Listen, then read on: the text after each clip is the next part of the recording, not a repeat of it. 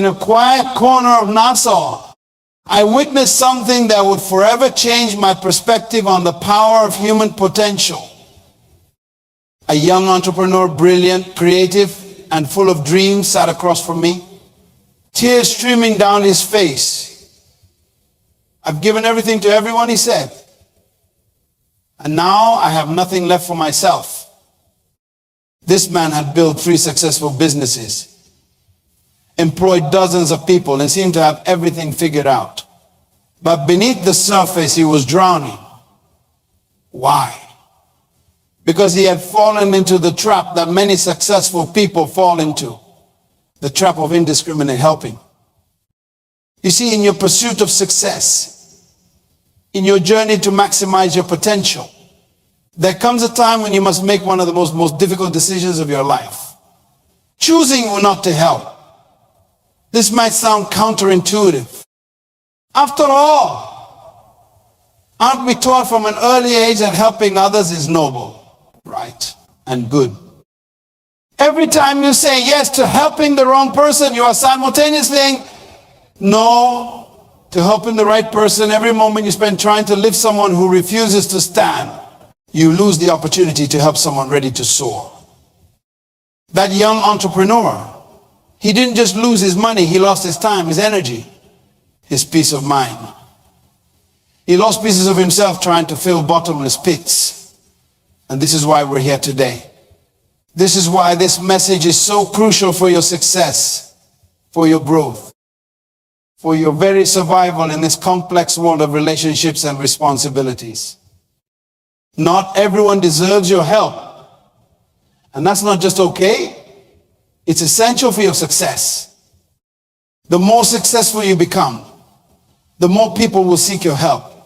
Your ability to say no to helping others will directly impact your capacity to make a genuine difference in this world. When you help the wrong person, you're not just wasting your resources, you're participating in their destruction. You become an enabler of mediocrity, a supporter of stagnation, a contributor to their continued dependence. The very act of helping, paradoxically, becomes harmful. Imagine you have a glass of water, pure, clean, life-giving water. Every morning, you wake up with this full glass. This represents your energy, your resources, your capacity to make a difference. Now you have 2 choices. You can either pour this water into fertile soil that will grow something magnificent, or you can pour it into a bottomless pit that will never be filled. Many of you sitting here today are pouring your water into bottomless pits.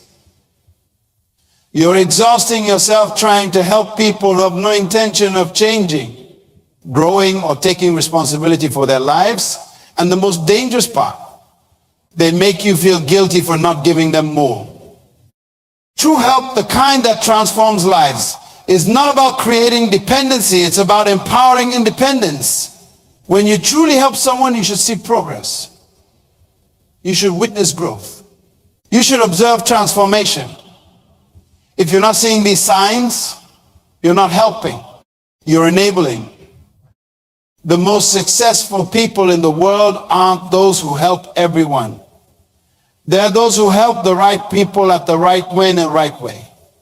They understand that selectivity in helping others isn't selfish, it's strategic. When you board an airplane, what does the flight attendant tell you about oxygen masks? Put your own mask on first before helping others. Why? Because if you run out of oxygen trying to help everyone else, you won't be able to help anyone at all. This isn't selfishness, this is wisdom. The responsibility of choosing who to help is perhaps one of the most crucial decisions you'll make in your journey towards success. This choice will determine not just your effectiveness, but your very survival in the arena of achievement. Now look at life right now. How many people are you trying to help who show no signs of progress? How many times have you emptied your glass into barren soil? How often have you sacrificed your growth trying to drag someone else toward their potential? To make the biggest impact, you must be selective about who you help. to create the most significant change, you must sometimes withhold your assistance. To empower others most effectively, you must first empower yourself to say no. This understanding, this profound realization, is what separates those who make a lasting impact from those who merely exhaust themselves trying to help everyone. It's what distinguishes true leaders from well-intentioned but ineffective helpers. Your help is valuable. Your time is precious. Your energy is limited. And it's not just your right, but your responsibility to be selective about who receives these precious resources. Last year, I met with a young man, let's call him Marcus, who approached me about mentoring him in his business venture. His energy was infectious, his vision compelling. But within minutes of our conversation, I noticed something that would prove prophetic. Every story he told positioned him as a victim of circumstances. The bank wouldn't give me a loan because the system is rigged. My employees left because people today don't want to work. My partners betrayed me because successful people are always targeted.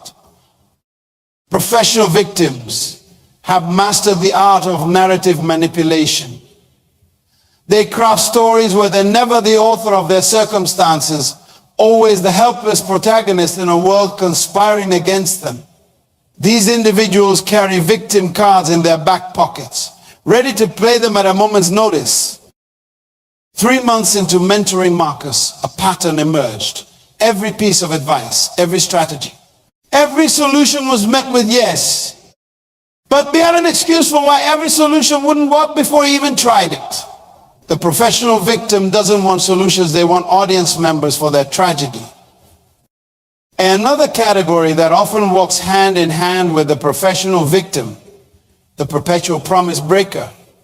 These individuals are masters of tomorrow. I'll start Monday, I'll pay you next week. Things will be different this time.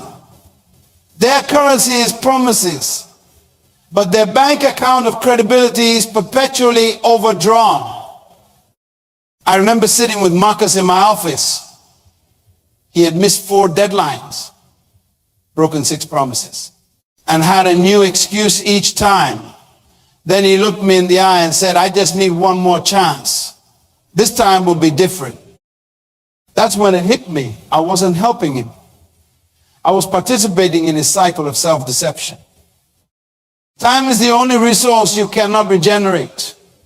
When you invested in professional victims and perpetual promise breakers, you're not just losing time, you're losing opportunities to help those who will actually utilize your assistance to create transformation. These individuals have perfected a dangerous art, the art of potential. They're experts at showing you glimpses of what could be, just enough to keep you invested in their story. They're sophisticated in their approach, making you feel like you're the only one who understands them, the only one who can help them break through. You cannot help someone who has mastered the art of remaining helpless. You cannot elevate someone who has perfected the craft of making promises they never intend to keep. The professional victim and the perpetual promise breaker share a common trait. They're both committed to maintaining their current state while creating the illusion of wanting change. They're not interested in transformation, they're interested in transaction. They want your resources, your time, your energy. But they're not willing to do the work required for genuine change. Learn to identify these patterns early.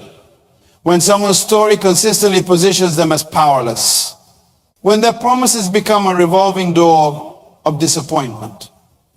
When their potential becomes a perpetual tease. Step back.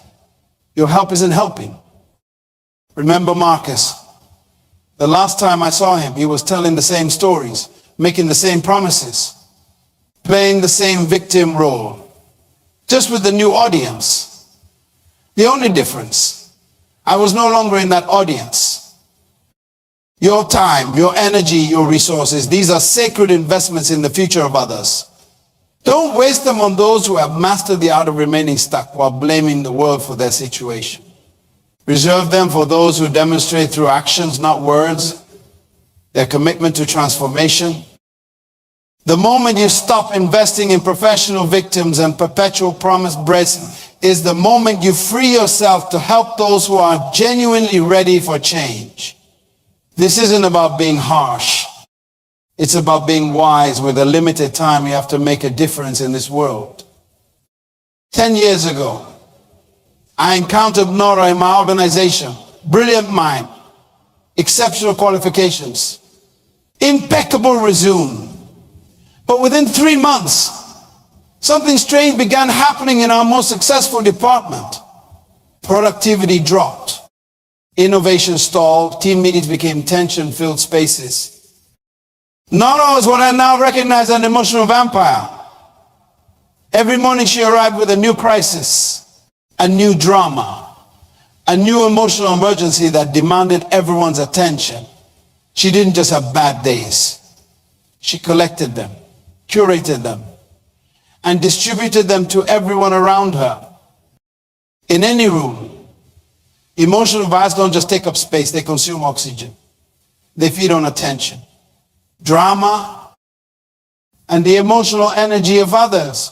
They enter a space carrying their emotional baggage and insist that everyone help them carry it. I remember one particularly successful project meeting. The team had just secured a major breakthrough. Spirits were high. Momentum was building. Then Nora spoke. Well, I don't want to be negative, but what followed was a masterclass in energy drainage. She didn't just criticize the achievement, she questioned the motivation, doubted the sustainability, and planted seeds of fear about future challenges. This brings us to our fourth category, the chronic critics. These individuals have earned PhDs in fault finding. They don't offer solutions, they specialize in identifying problems. They don't build, they break down. They don't lift, they lower. Criticism and discernment are not the same thing. A discerning person identifies problems to solve them. A chronic critic identifies problems to magnify them. One is constructive, the other is destructive. In our organization, we tracked energy levels before and after certain team interactions. The pattern was undeniable. After 10 minutes with an emotional vampire panic critic, even our most motivated team members showed signs of energy depletion. Creativity dropped. Problem-solving abilities diminished. Vision became clouded. Success isn't just about strategy. It's about energy. Your ability to maintain and protect your emotional and mental energy will determine your capacity to achieve greatness. When you allow emotional vampires and chronic critics into your inner circle, you're not just risking your peace, you're compromising your potential. What happened with Nora? After 6 months, I called her into my office. The conversation was difficult but necessary. Nora, I said, you're incredibly talented, but your presence in this organization is like a black hole. It's consuming all the light around it. She responded with what emotional vampires do best: a new crisis, a new drama, a new reason why she was a victim. That day, I made a decision that transformed our organization. I stopped helping those who use their pain as power. I stopped investing in individuals who criticize without contributing. The result, within weeks, the atmosphere shifted. Innovation returned, productivity soared. The light came back. In your journey towards success, you'll encounter people who have mastered the art of emotional manipulation. They will make you feel responsible for their emotional well-being. They'll disguise their criticism as concern. They'll present their negativity as wisdom. Your responsibility is not to heal them. Your responsibility is to protect your energy and the energy of those committed to growth. This isn't about being unkind. It's about being wise. It's about recognizing that some people aren't looking for solutions. They're looking for audiences to their perpetual drama. The moment you stop allowing emotional vampires and chronic critics to feed on your energy is the moment yourself to invest that energy in those who will use it to create, to build, to grow. This isn't selfish, it's strategic. It's not cruel, it's crucial for your success and the success of those around you. Your energy is your most precious resource. Guard it, protect it, invest it wisely. Because in the end, your ability to achieve greatness will be directly proportional to your ability to manage and direct your emotional and mental energy toward what truly matters. Let me share something that happened in my consulting firm that will open your eyes to a devastating reality. We partnered with an entrepreneur, David, who presented himself as a visionary leader in the tech industry. The numbers looked promising, his track record seemed impressive, and his vision aligned perfectly with our goals. 6 months into the partnership, we discovered something disturbing. Projects weren't just failing, they were evaporating. Money wasn't just missing, it was being redirected. But here's what makes this story powerful. Every time we confronted David, he had mastered the art of dodging responsibility. The market conditions changed. My team didn't execute properly. The clients changed their requirements. The economy is unstable. Responsibility dodgers are masters of deflection. They navigate through life like water on a hot surface, never staying in one place long enough to be held accountable. They've perfected the art of explaining why nothing is ever their fault, why they're never the source of the problem, why they can never be held responsible for the outcomes. There's something even more dangerous that often accompanies the responsibility dodger, the truth twister. These individuals don't just bend reality, they create their own version of it. They don't just avoid responsibility, they reconstruct events to ensure they're always painted in the best possible light. I remember sitting in a crucial meeting where David was explaining why a major project had failed. As he spoke, I witnessed something remarkable. He wasn't just avoiding responsibility. He was actively rewriting history. Small discrepancies became major obstacles. Minor miscommunications became catastrophic breakdowns. His narrative was so compelling that for a moment, even I, who knew the truth, almost believed him. Integrity isn't a part-time value.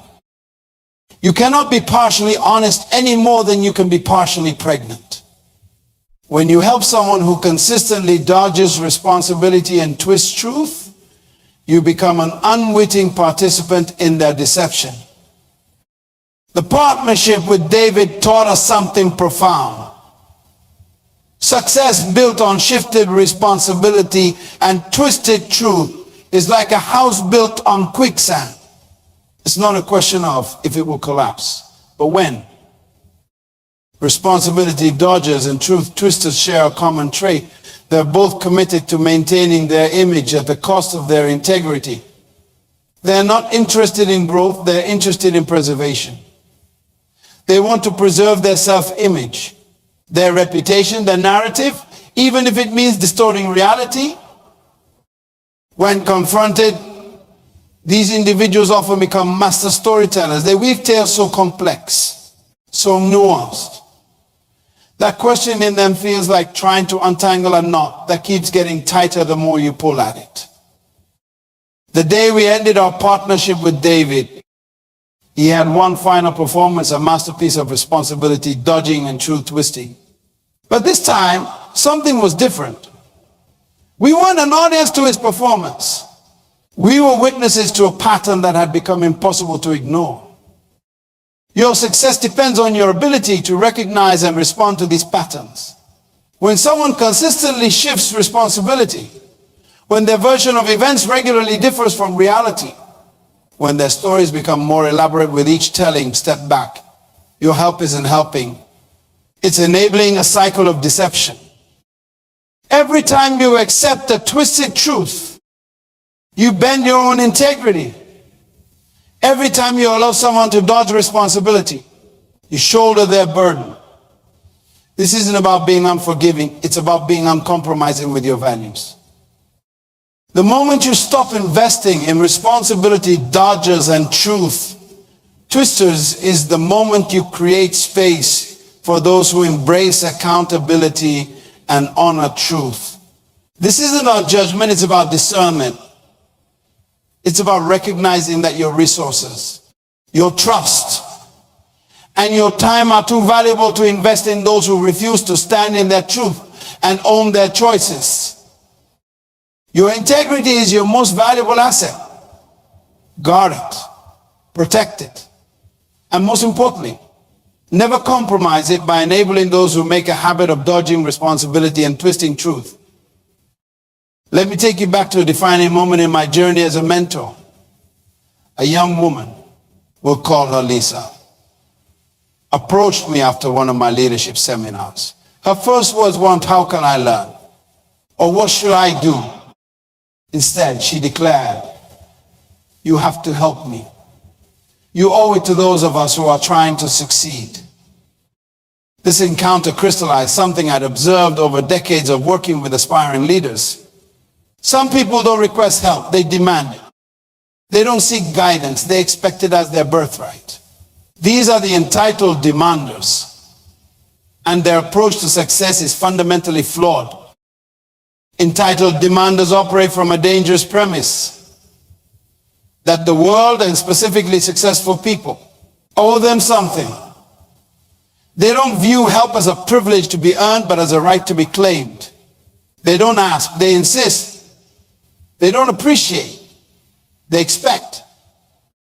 Lisa attended every seminar, but there was something peculiar about her presence. She demanded front row seats. She insisted on extra time. She expected special treatment. But most tellingly, she refused to do the work. This brings us to our 8th category, the growth resistors. Growth resistors want the outcome without the process. They want the success without the struggle. They want the transformation without the transition. They're in love with the idea of growth, but resist the reality of what growth demands. I remember giving Lisa a simple assignment. Spend 30 minutes each morning writing down your goals and the specific actions you'll take to achieve them. Her response: "I don't have time for that. Just tell me the shortcuts. I need results now." Growth resistors have a particular relationship with time. They want overnight success that lasts a lifetime. They want instant transformation that requires no perspiration. They bought into the myth of arrival without the journey. When you combine entitled demander with a growth resistor, you create something remarkable. A person who demands success while simultaneously resisting the very process that creates it. They want the harvest without planting any seeds. One day, Lisa burst into my office, frustrated and angry. "I've been coming to your seminars for 6 months. She said, "But nothing's changing. You're not giving what I need." That's when I share something powerful with her. Change isn't something you demand, it's something you earn. Growth isn't something you're entitled to, it's something you work for.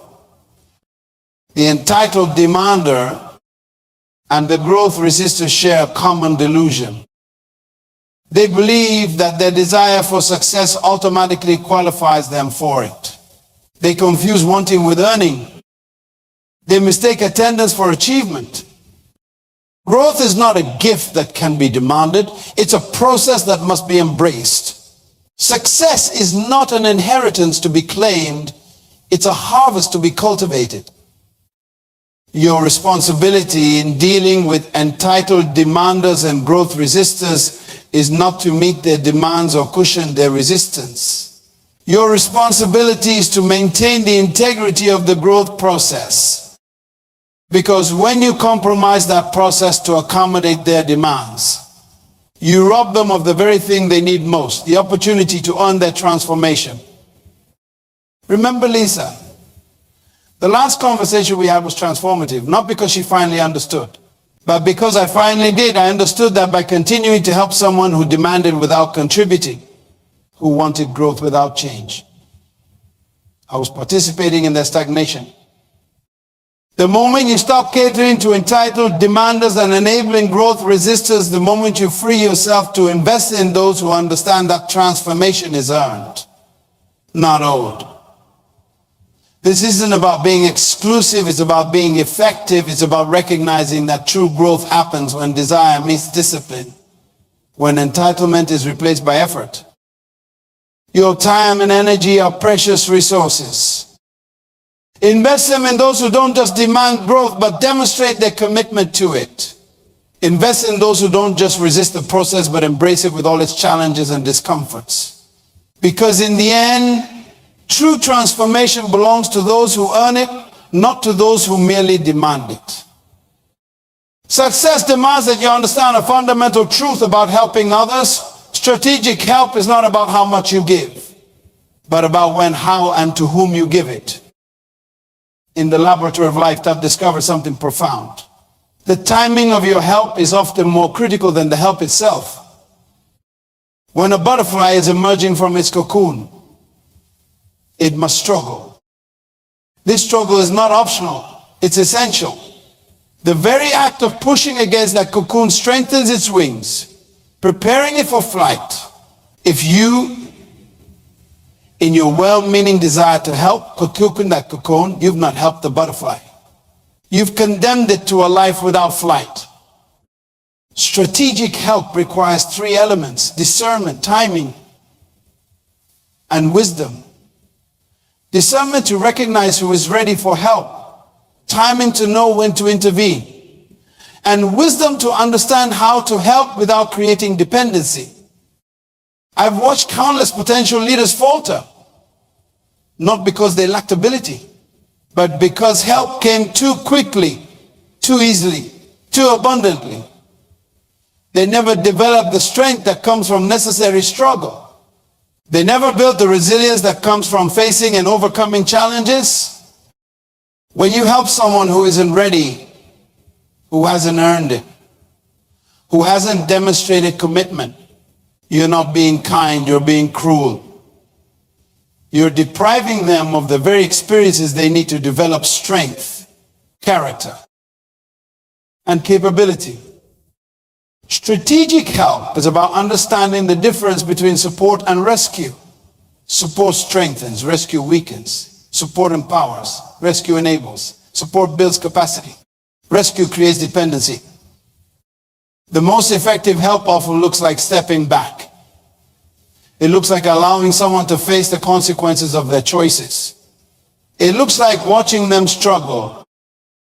Not because you don't care, but because you care enough to let them develop their own strength. Your ability to discern when to help will determine the effectiveness of your help. This isn't about being callous. It's about being wise. It's about understanding that not every request for help should be met with immediate assistance. Help should be an investment, not a donation. When you invest, you look for certain indicators: commitment, potential, responsibility. You don't invest randomly. You invest strategically. You don't invest in promises. You invest in patterns. The power of discernment in helping others in your ability to recognize the difference between a hand up and a handout. A hand up requires participation from the recipient. It demands effort, commitment, and responsibility. A handout often perpetuates the very conditions it's meant to alleviate. Your responsibility is not to be everyone's rescuer. Your responsibility is to be a wise steward of your resources, your time, energy, wisdom, and support. This requires developing the courage to say no to those who aren't ready, who haven't demonstrated commitment, who aren't willing to participate in their own upliftment. Strategic help is not about the volume of your giving, it's about the wisdom of your giving. It's not about how many people you help. It's about how effectively you help them. It's not about being available to everyone. It's about being effective with those who are ready. The moment you embrace the principle of strategic help is the moment you multiply your impact. Because when you help strategically, you don't just assist individuals, you catalyze transformation. You don't just solve problems, you develop problem solvers. You don't just lift people, you teach them to soar. Success leaves clues. And one of the most powerful clues I've discovered is the ability to identify worthy investments of your time and energy. Let me share something that will transform your approach to helping others and building authentic relationships. Picture for a moment two gardens. The first garden has rich soil, proper drainage, and the right conditions for growth. The second has depleted soil, poor drainage, and hostile conditions. No matter how skilled the gardener, no matter how quality the seeds, the second garden will struggle to produce results. Your time and energy are like those precious seeds. The question becomes, which garden are you planting in? Let me show you how to identify the fertile soil of worthy investments. The first indicator is response to feedback. When you offer constructive guidance to someone, watch carefully. Do they become defensive? Do they make excuses, or do they lean in, take notes, ask questions, and most importantly, take action? I remember working with a young leader who approached me for mentorship. After our first meeting, I gave him 3 specific actions to implement. When we met again, not only had he implemented all 3, he had documented the results, analyzed the outcomes, and prepared questions about how to improve further. That's fertile soil. Worthy investments of your time share common characteristics. They demonstrate initiative before asking for help. They respect your time by being prepared. They take action on advice given. They show up consistently, not just when they need something. They contribute to relationships, not just extract from them. Building authentic relationships goes beyond these surface indicators. You must learn to recognize the difference between transactional connections and transformational relationships. Transactional connections are like vending machines. People put in what they think they need to get what they want. They maintain the relationship only as long as they're getting something out of it. They measure the relationship's value by what they receive. Transformational relationships, however, unlike gardens, they require consistent cultivation, patience, and mutual investment. They're built on reciprocity, not just exchange. They're focused on growth, not just gain. When you find someone worthy of your investment, the relationship itself becomes a catalyst for mutual growth. You're no longer just helping them. You're creating a partnership in possibility. Let me give you a practical framework for identifying these opportunities. First, observe the relationship with time. Do they respect it? Do they invest it wisely? Someone who doesn't value their own time will never value yours. Second, watch the relationship with challenges. They embrace them or avoid them. Do they learn from them or blame them? Your investment will multiply in the hands of someone who sees challenges, opportunities for growth. Third, examine their relationship with others. How do they treat people who can't help them? How do they speak about their past mentors? This reveals their capacity for authentic relationship building. Most importantly, look for evidence of implementation. Ideas without action are like seeds without soil. They hold potential but produce nothing. The most worthy investments are in people who don't just collect information. They apply it. Building authentic relationships isn't about having a vast network. It's about having a valuable network. It's not about connecting with everyone. It's about connecting deeply with those who are committed to growth. Your time, your energy, your wisdom, these are your most precious resources. When you invest them in worthy people, when you build authentic relationships, you create a compound effect. Your impact doesn't just add up, it multiplies. The goal isn't to help everyone, it's to help effectively. The goal isn't to connect with everyone, It's to connect authentically. The goal isn't to spread yourself thin, it's to invest yourself wisely. The moment you start applying these principles of selection and investment is the moment you begin to see exponential returns on your relational investments. Because when you choose wisely who to help, when you build authentic relationships rather than superficial connections, you don't just change lives, you create legacies. As we stand here at this pivotal moment, I want you to grasp something powerful. The decision you make today about who you help will echo into your tomorrow. This isn't just about protecting your time. It's about protecting your destiny. Take a moment and reflect. How many opportunities have you missed because you were busy helping those who didn't really want to change? How much energy have you wasted on people who were committed to staying the same? How many dreams have you delayed because you were caught in the trap of indiscriminate helping? But today, right here, right now, you have the power to change that pattern. Today, you can make a decision that will transform not just your life, but the lives of those who truly deserve your help. Look into your future. See yourself surrounded by people who are committed to growth, dedicated to progress, invested in transformation. Imagine the compound effect of helping those who multiply your investment through their actions, not squander it through their excuses. Your potential to impact this world is too valuable to be diluted by helping those who drain rather than develop, who take rather than transform, who demand rather than demonstrate. Starting tomorrow morning, I want you to do something different. Before you say yes to helping someone, pause. Ask yourself, are they ready for help? Or do they just want rescue? Are they committed to growth? Or comfortable with complaint? Are they prepared to participate in their progress? Or just seeking a passive solution? Your time is not just valuable, it's irreplaceable. Every moment you invest in helping the wrong person is a moment you can never invest in helping the right person. Every ounce of energy you give to those who won't change is energy you're taking from those who will.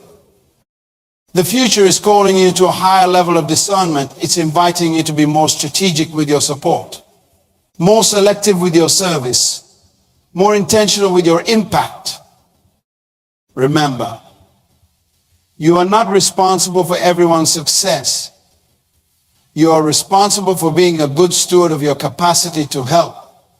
You are not called to be everyone's savior. You are called to be a wise investor of your resources. The power to transform lives, real lives, ready lives, responsive lives is within you. But that power can only be fully realized when you stop diluting it among those who aren't ready to receive it. Today, make a commitment to yourself. Commit to helping those who help themselves. Commit to investing in those who invest in themselves. Commit to transforming lives that are ready for transformation. Your future is too important. Your impact is too valuable. Your potential is too precious to be wasted on those who aren't ready for change.